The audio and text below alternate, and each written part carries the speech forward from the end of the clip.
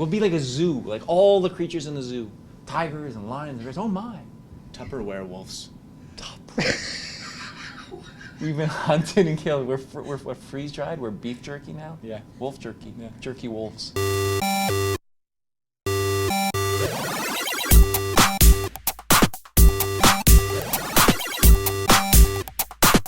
There's something odd brewing in Bear Valley, and that's these boys up at Stonehaven. Of course, we're talking about the new show Bitten, which premieres on January 11th on Space. Exciting times, the world of werewolves. Now, you guys, of course, play various members of the pack. You, of course, are the Alpha. Pack Alpha. Pack Alpha, Jeremy. Alpha, yeah. And you're the Enforcer. Greyston, you're playing Clay. Now, I gotta say, when it comes to werewolves in general genre stuff, for the most times they're kind of the whipping boy of the supernatural world. But in this, you guys are like really regal. You guys are like, you guys are the powers that be, you know, keeping the mangy mutts in line. So was that something that you felt was really informing to the roles of like, oh, I gotta have kind of a regal type stature? Well, there's a presence. I think because they're very comfortable in their physical bodies in the world, and their appetite, and it's urgent and it's immediate. And I think that's kind of, it's interesting you say it's been the whipping boy in mythology, but I think as a society we put that animal down. Like, we don't want to acknowledge the beast within us, the animal, because it's dangerous, but it's also very honest and it's very passionate, and its bonds are for life. And you know, the violence is violent, and the sex is really lustful and immediate. And in a world where we tweet everybody and we Facebook and we post, there's not a lot of that. Like, you know, we don't connect as people. We don't let the animal, sort of the tactile animal, come out very much. And that's what the world we live in. And it's kind of, it's liberating. We get to take off that social mask, like scrub away the veneer, and like what heart is underneath that. Right. It's a very bloody and honest and hungry heart. Yeah. No, and I feel that. I especially feel that with Clay.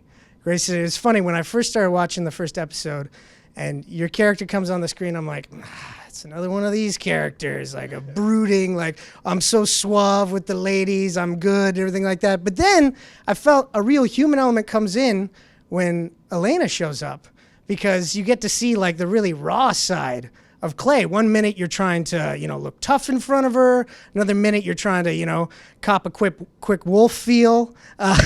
Quick wolf? Yeah, get it. Yeah, you were petting. You're doing some heavy petting. Yeah. And it's like each time you're trying to find out, is everything okay? Is it cool? And it's very much sort of like that, you know, the guy's got all the answers until the one girl that he feels very awkward with, that he has a past with, comes into play. Was that something that was really, was the frustration fun to play? Yeah, and I mean, it's interesting because we, you know, yes, we're playing werewolves, but it's not really this fantastical world. It's a real, recognizable world, and our relationships are real. And I think we've kind of found our very grounded type performances, in the sense that it's relatable. He gets shy around pretty girls, as most dogs do.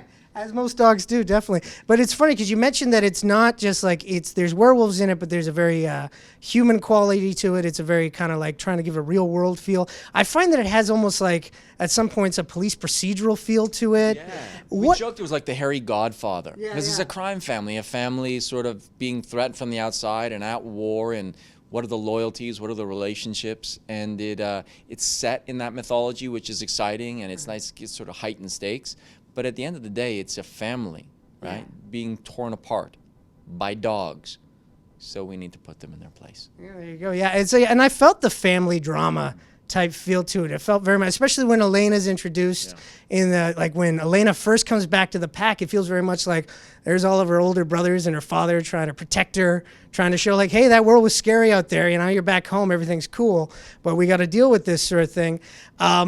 Was that kind of camaraderie between the guys like instant, or did that take time? Or? No, it was instant. It was immediate. Like, as soon as we started filming, even before filming, when we were, you know, rehearsing or just hanging out, it happened right away, and it made filming that much more fun. I think also the dynamic, the onset of that, we're a pack, right? Yeah. So there's an order built into it, and there's relationships built into it, and we, I think, just all bought into that and genuinely really liked each other and cared about each other. And Laura, the same thing. She was just had this incredible earthy humor and related to us like as a pack, one of the boys. But then she's very fragile and delicate femininity as well, which was a nice counterpoint to sort of the darkness of the world. Step into. I mean, it's this mainly male cast, and she has to kind of step into to that world, and she rocked it, both sides of it. Yeah. I think the violence is brutal, and it helps move the story along. It's the sex isn't gratuitous, the violence isn't gratuitous. It's urgent. Like this is. Yeah. It's a very passionate struggle, and all of it informs the characters, informs the story, and it's hot, and dirty and sexy, as it should be. All those things that really actually help with a fast-paced type story, like keeps the action moving. Now, one thing that I find really cool is Stonehaven, and that's because Stonehaven's almost like a character into itself. And it's like in the first couple episodes, we see a little bit of the rooms and the history and the secrets.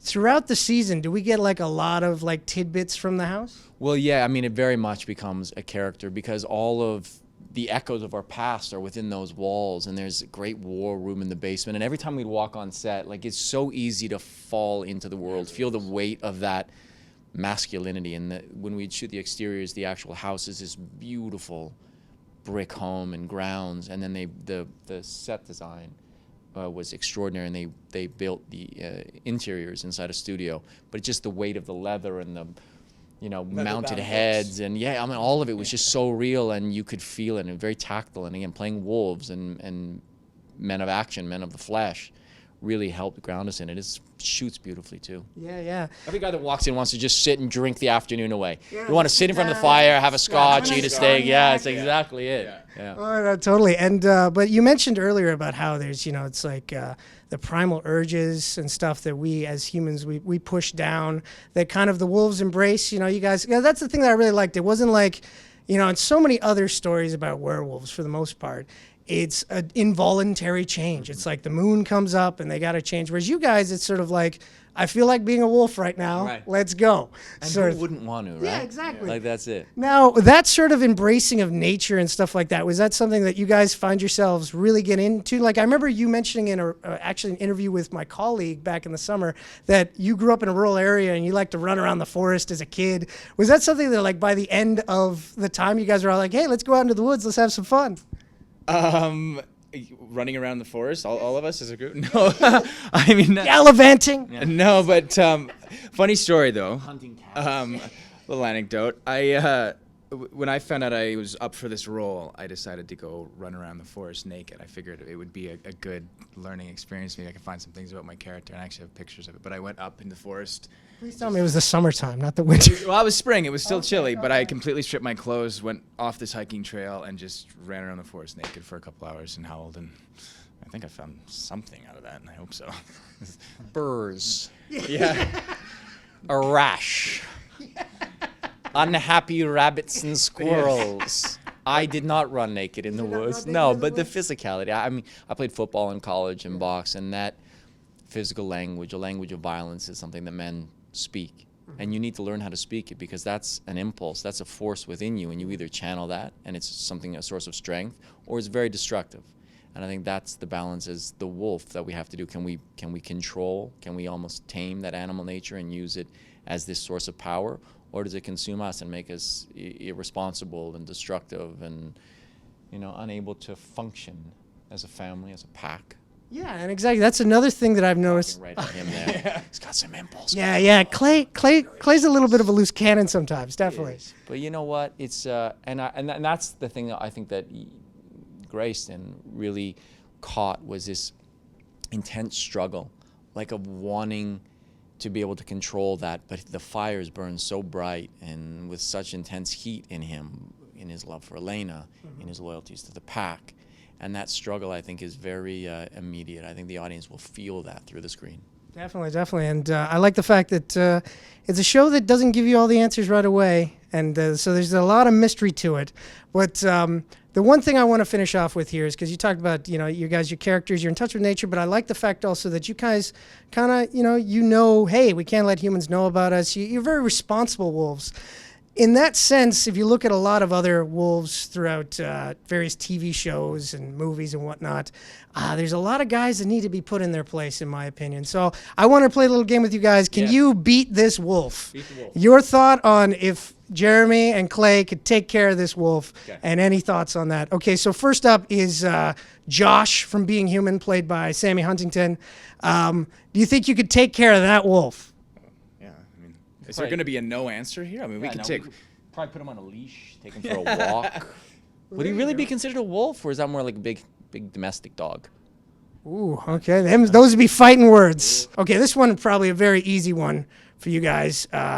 The wolf from Twilight, played by Taylor Lautner. You guys can put that one down quick, right? Are you kidding? So fast? So fast. So we're all wolves, though, right? This is the thing. These are very leading, incriminating questions. Okay. What about? We could be convicted in a court of law. We have to answer yes. Of course, we could take them. No, we would give up. I would show my soft belly to Sam. What's his name again? Sam Huntington. Sam Huntington. I'm gonna show. What's the answer? What about Dyson, the Fey Wolf from Lost Girl? Now that's Chris Holden Reed. Chris Holden Reed. Yeah. It's my boy. It's my pal. Yeah. So you think you could take him? You'd lure him in with a false sense of security. Yeah, we distract him with like crime scene stuff. we would bring a Fey in. Okay. What about the big bad wolf from the famous Three Little Pigs? We could for sure kick Little Red Riding Hood's ass. We would protect the family. We take Little Red Riding Hood out. We eliminate her. Wolves everywhere, happy and safe. Wow. Okay. There we go. Okay. All right. Finally. Okay. I'm going to throw one that's a curve for you. Yeah. Okay. So I'm going to bring up. Teen Wolf beats us every time. That's what I was going to say right there. You're on the van. You think you could take out Scott Howard? No. No. Can't take Scott Howard out. No. Can't beat him in a basketball game. You're not going to steal his waves. Oh my God, Jeff Fox wins every time. Wow. Every time. There we go. In the game of Beat the Wolf, nothing beats Michael J. Fox. Right there. All right. Well, thank you very much, guys. It's been a pleasure talking with you.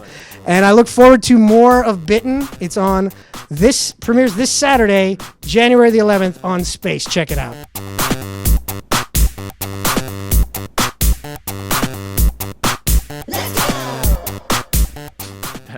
That's really good. Howl. Quickly howl. Long day. Brain just went.